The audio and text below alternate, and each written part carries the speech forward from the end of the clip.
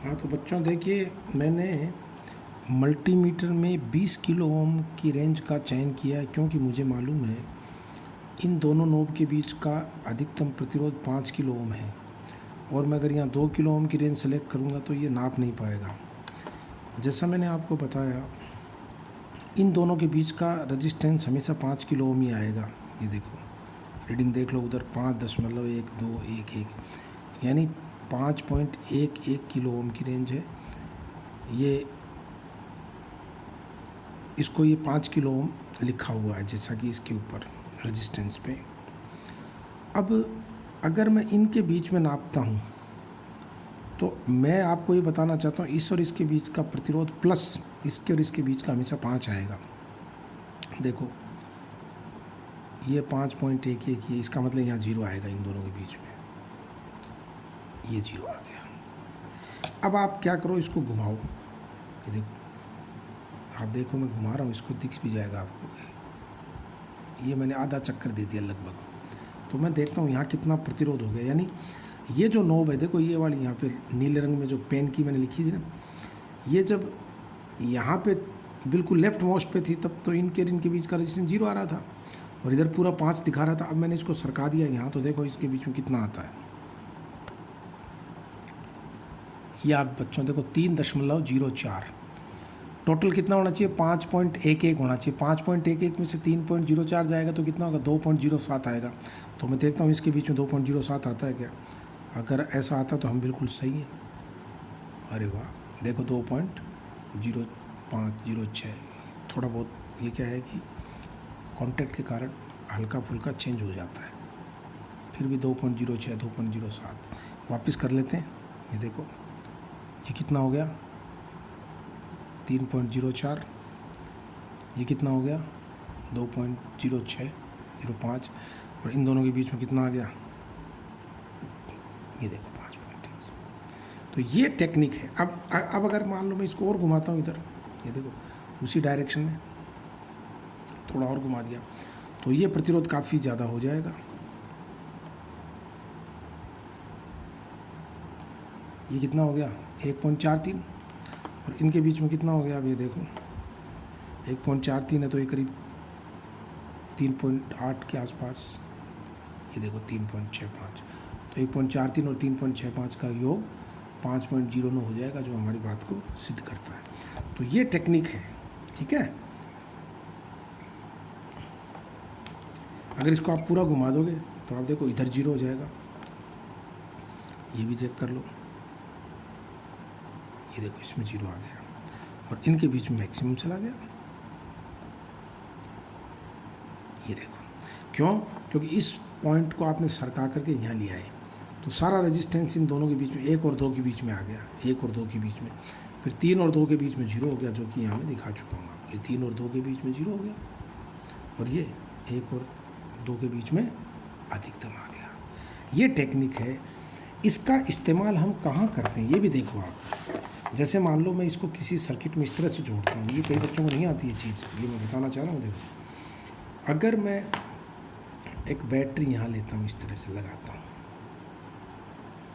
और ampere metre को यहाँ लगाते हुए अगर मैं 2 नंबर टर्मिनल से इसको जोड़ दूँ, तो अब ये बच्चों धारा नियंत्रक है। अब आप इस की नोब को जैसे ही इधर उधर हिलाएंगे तो एम्पियर मीटर की रीडिंग बदलने लग जाएगी। कारण क्या है, अगर इस बैटरी का प्रतिरोध R है, E है, बैटरी का विद्युत वाहक बल E है और इसका पूरा प्रतिरोध कैपिटल R है, और इस वक्त आपने स्मॉल r लगा रखा है यहाँ वेरिएक से, तो I की वैल्यू कितनी हो जाएगी, E/स्मॉल r हो जाएगी। अब R की मिनिमम वैल्यू 0 होती है और मैक्सिमम वैल्यू कितनी होती है, 0। तो I की जो मिनिमम वैल्यू होगी वो कितनी हो जाएगी, E/r हो जाएगी। ये तो हो गया धारा नियंत्रक। और इसको अगर मैं बैटरी को 1 और 3 के बीच में लगा दूँ, ये बात कम बच्चे जानते हैं।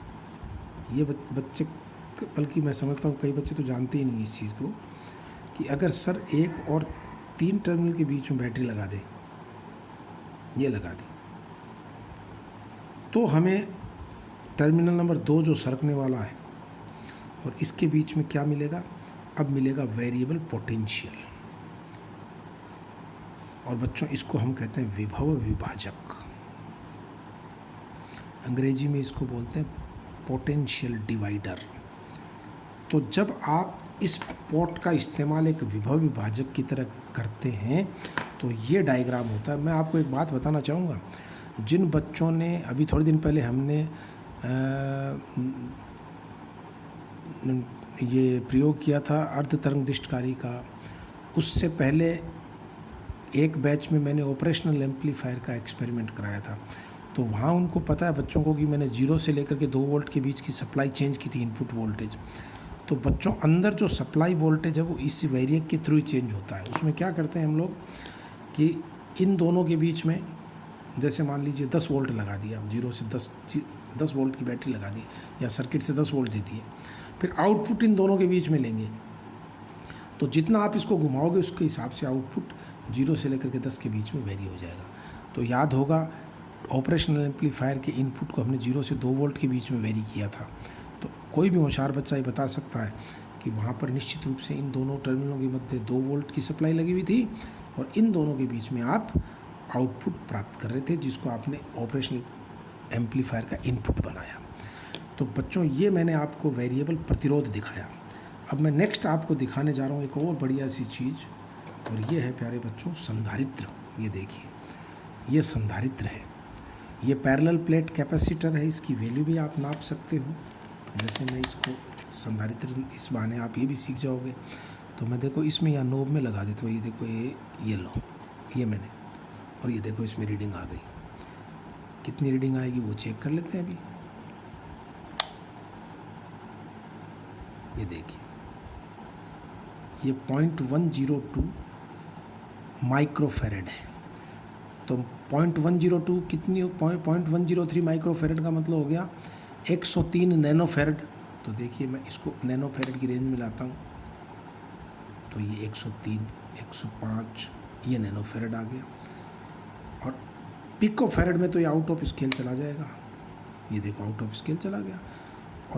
और छोटा लेके आओगे आप, जैसे आप कहते हैं कि सर और बड़ी रेंज में ले हो, तो ये वैल्यू थोड़ी नीचे चली जाएगी। ये टेक्निक है, इसको याद कर लीजिए। ये कैपेसिटर इस तरह से नापते हैं, देखो इनके बीच में जहाँ पर भी आप लगाओगे कैपेसिटर नाप लेगा। ये मैंने आपको पिछली बार बताया था कि यहाँ पे कैपेसिटर के लिए ये जैसे एक नोब यहाँ होनी चाहिए इसकी, एक यहाँ डाल दिया, ये देखो इसमें फंस गया और इसके बाद में रीडिंग आ जाएगी। आप रेंज सेलेक्ट कर लीजिए, ये देखो तो मैं इसको अंदर डाल दीजिए तो ये रीडिंग दे देगा।